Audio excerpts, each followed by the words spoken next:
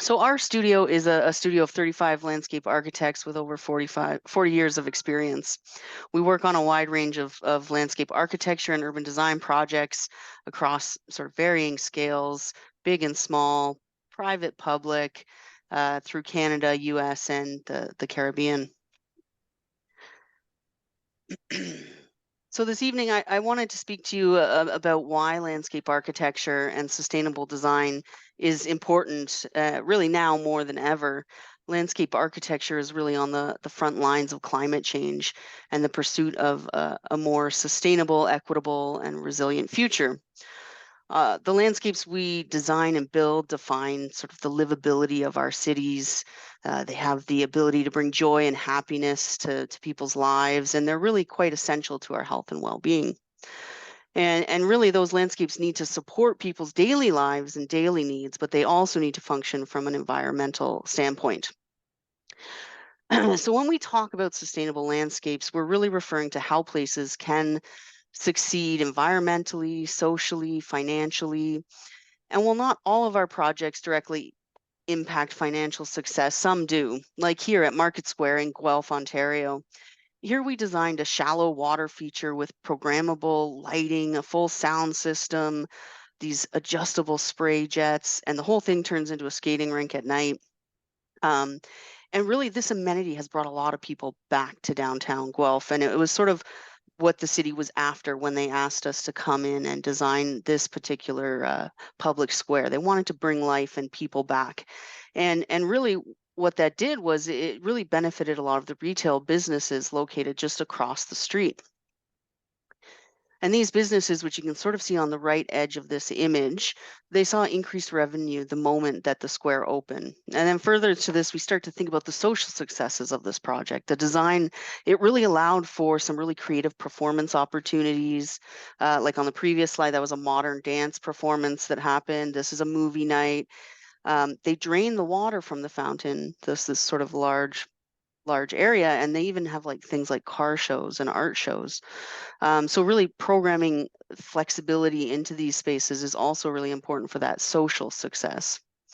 Um, Here you can see kids splashing on a summer day with vendors in the background and local businesses, out sharing their wares. And the second image here, you're seeing sort of this really active winter scene. And so again, bringing play and fun into people's lives is really, really important to us and a big part of what we consider sustainable sites. Now, I'll take you back a little bit to show you where this started. This was what the project looked like at the beginning of construction. That's Guelph City Hall in the background. And then this is what it looks like completed on a sort of calm spring day and then a cold winter night. So, it was really quite transformative. And these photos are actually quite a few years old. I want to go back and take some photos now because the canopies of these trees have gotten quite a bit larger. So I've talked a lot about people and the importance of creating good social spaces, but I want to show you some of the technical design features that also make this project environmentally sustainable. So all of the street trees along this main street, that sort of the square is next to a street, which is next to the businesses, and all of the trees along this street utilize what we call soil cells to provide a lot of uncompacted soil to the trees to help them grow to their largest size possible, which means they provide more shade, which equals more cooling, which and also once these trees get to a certain size, we're seeing more carbon sequestration.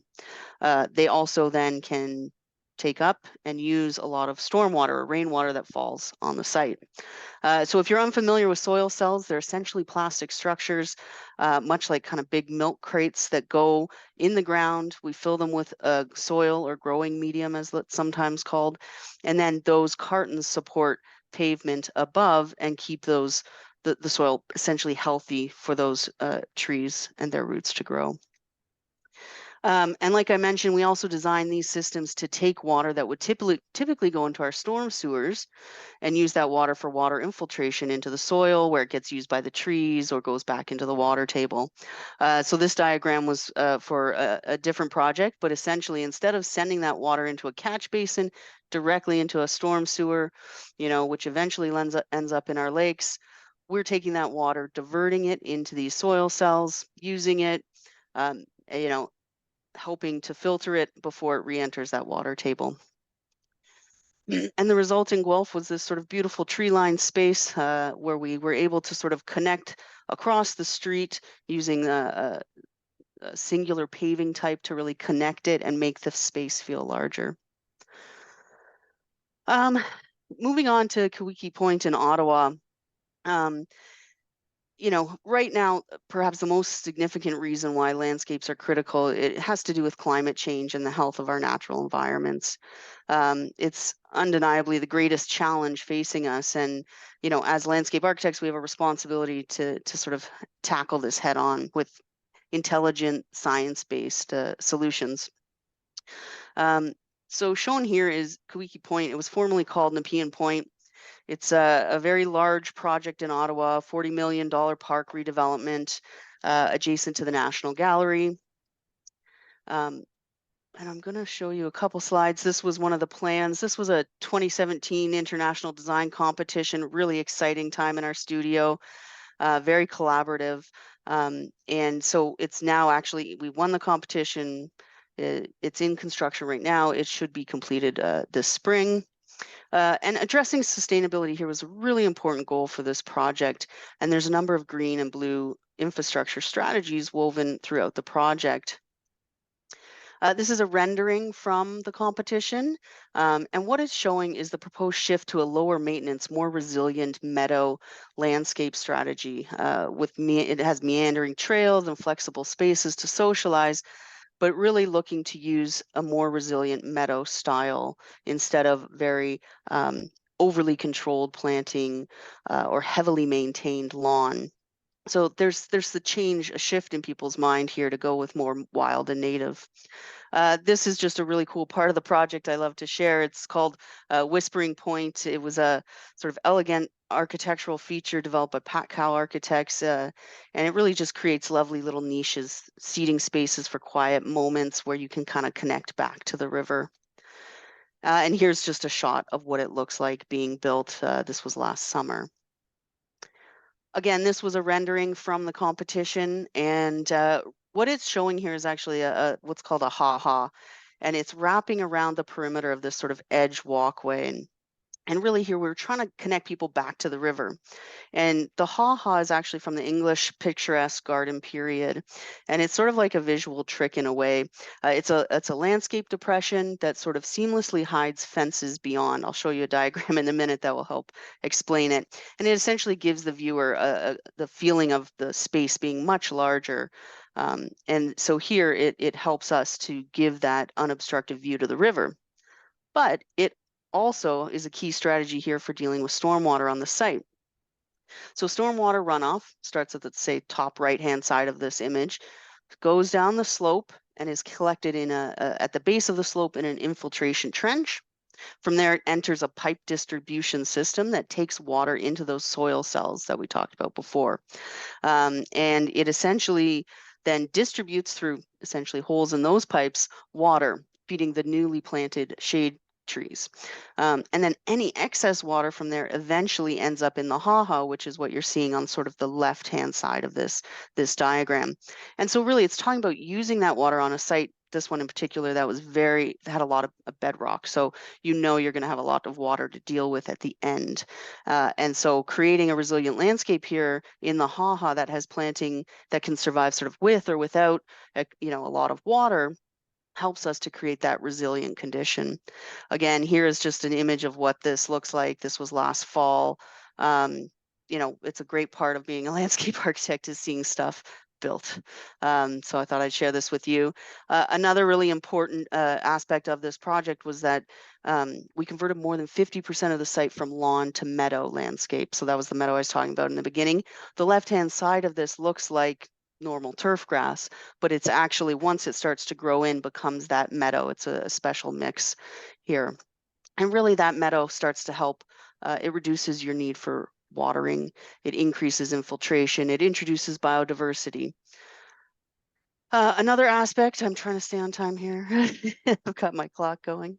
Another aspect of what we do is creating spaces above the street level. Green roofs provide tons of opportunities for cooling our cities, creating social spaces, providing pollinator food, habitat, reducing rainwater that enters our city's stormwater systems, and even providing urban agriculture.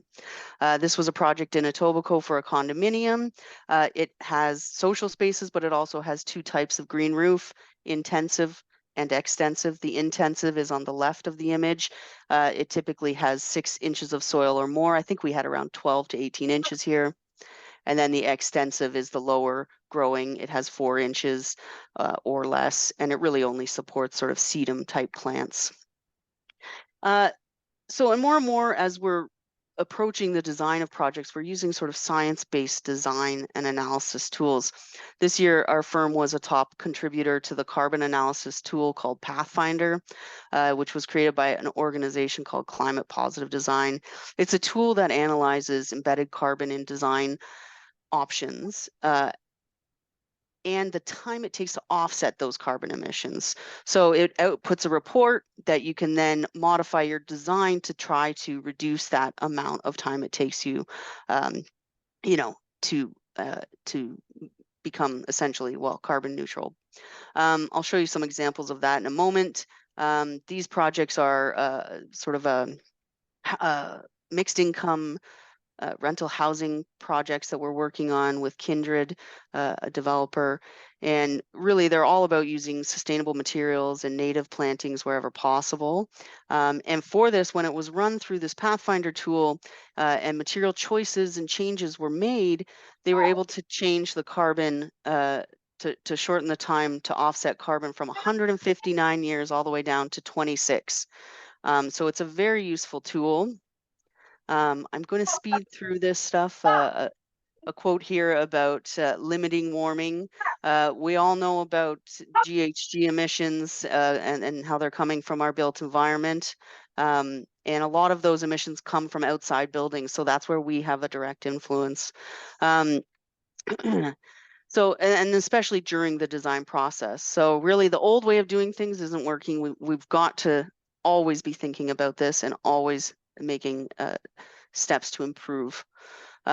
We must ask ourselves, how do we reduce? How do we sequester more carbon? How do we measure this? And really, you know, we have 2 ways of doing it. We can reduce emissions and we can increase sequestration. So really, we now have the power with some of the tools available, like the Pathfinder tool, to really take a close look at that and have it impact our decisions. And it's something we can tell to our clients and to communities to help to make our projects stronger. Quickly, carbon sequestration and the process of storing carbon. It's really about capturing carbon from the atmosphere through photosynthesis and turning it into woody biomass and roots. Essentially, it's providing soil and planting trees. It's one of the best methods we have to reduce the amount of carbon dioxide in the atmosphere.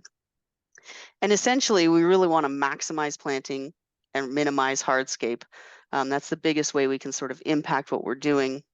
We can also look at the types of materials we're using to make smart choices when we're doing our design work.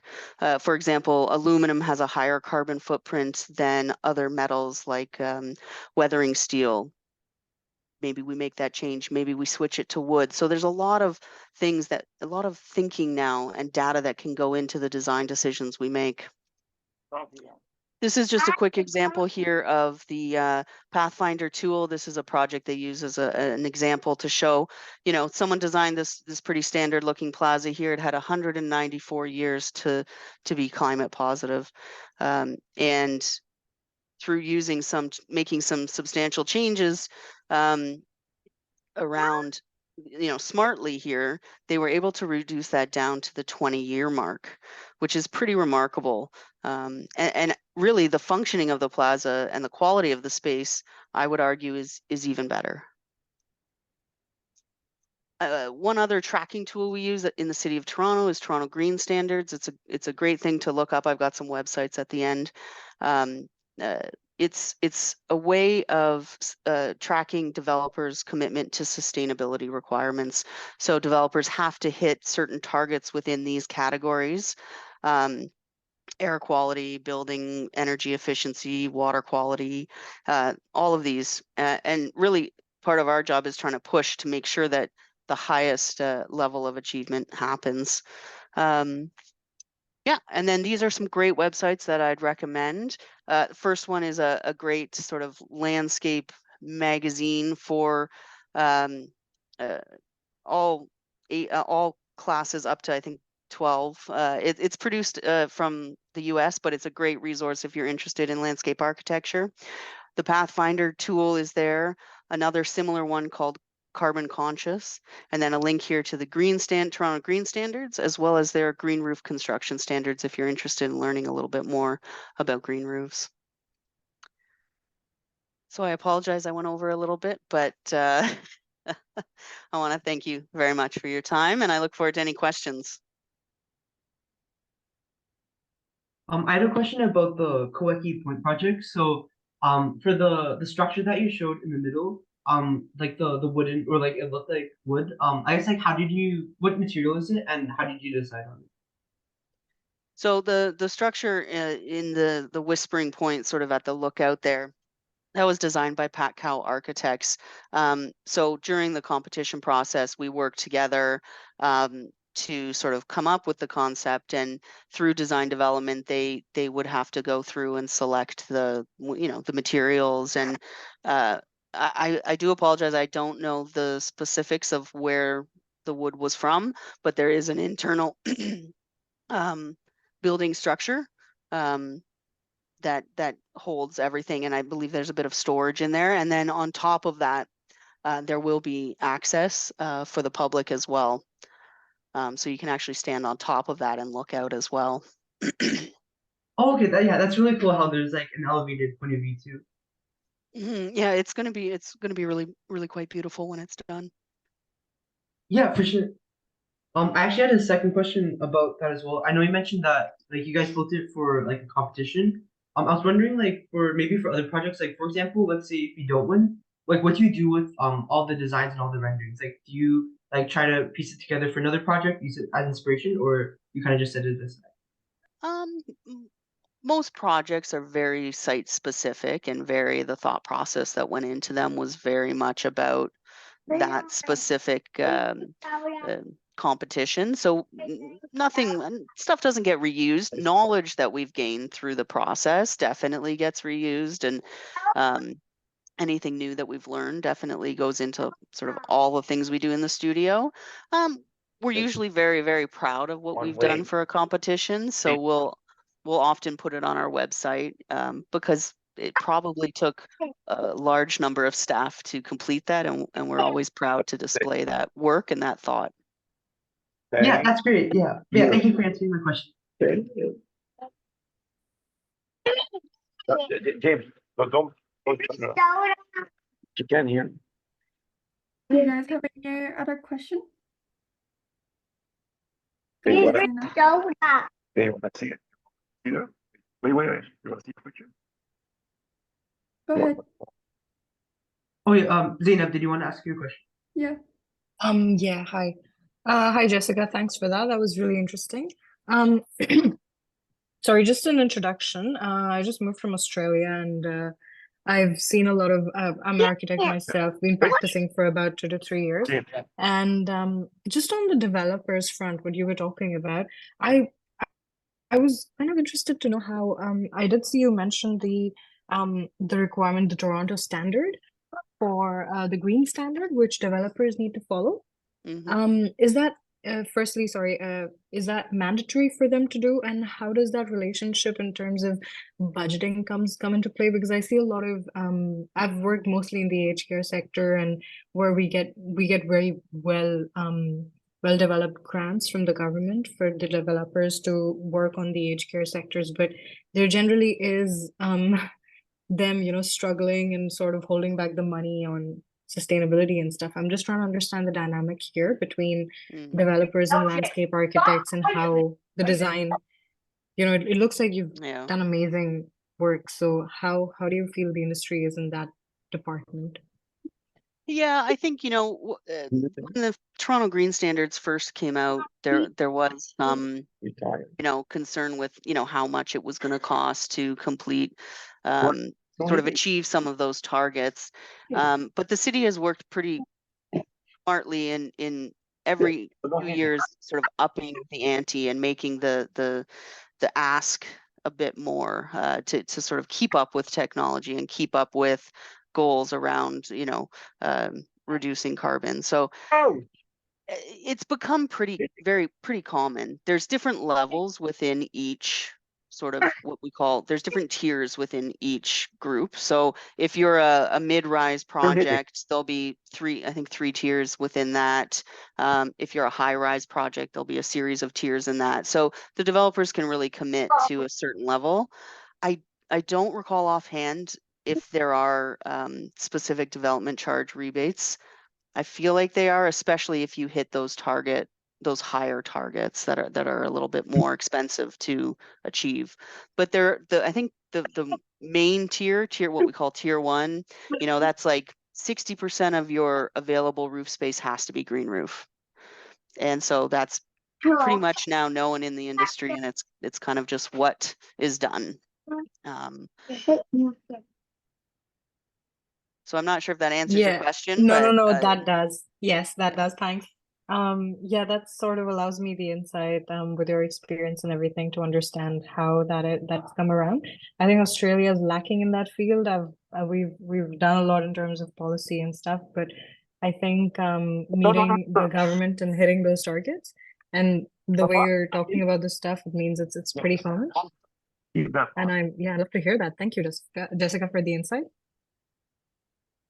So just a reminder that from attending this webinar, you're able to receive 1 volunteer hour. So, yeah, please email your volunteer form to hello@urbanminds.co before March 20th, from a week from now, to have your form signed and be eligible for volunteer hours.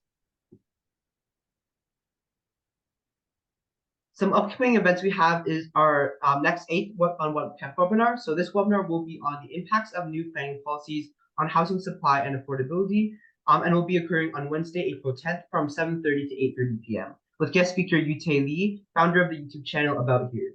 We also have our One Up conference, which is our flagship event of the year.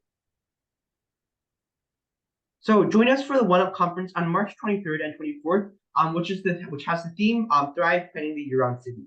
This conference will bring together youth and city builders to explore how indoor and outdoor public spaces can bring joy, well-being, and happiness to everyone all year round.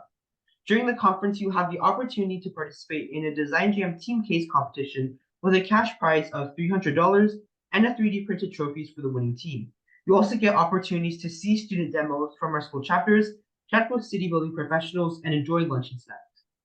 You will also get the opportunity to be a part of our scavenger hunt across Toronto, racing to find clues and earning points. Last but not least, the conference is free for all high school students who are interested in city building and community development. If you're coming from outside of Toronto, we have travel reimbursement available if you are taking public transit. So what are you waiting for? We only have a limited number of spots available, so grab them before they're gone. So you can register on this slide. So you can either scan the QR code, or you can go to oneuptoronto.org/conference2024. The registration deadline is the day before, so March 22nd at 11:59 p.m. We also want to announce our we also want to announce our Downsview Airport tour. If you go back to the previous slide. So this will be a tour. Essentially, our the Design Jam site for our Design Jam during conference will be part of the Downsview Airport. So the prompt is not going to be revealed yet, but this will be the site that Design Jam at conference will be featured on. We'll be holding a tour alongside Northcrest Developments and KG&A for you guys to kind of get a sense of the space beforehand. So please sign up for the QR code above, or go through the Zephy link on the bottom. It's going to be Friday, March 15th, so this Friday from 1 to 3 p.m. And please register the night before, so March 14th at 11:59 p.m. And just to note is that you don't need to be registered for conference to attend this. So yeah, register for this as well. And if you haven't already, make sure to check out our social media. Our TikTok and Instagram is at One of Toronto, and we also have a website and email listed here. As well, we have a Discord channel that you can join to stay up to date with our events. Thank you for joining our 7th one-up webinar and have a good evening.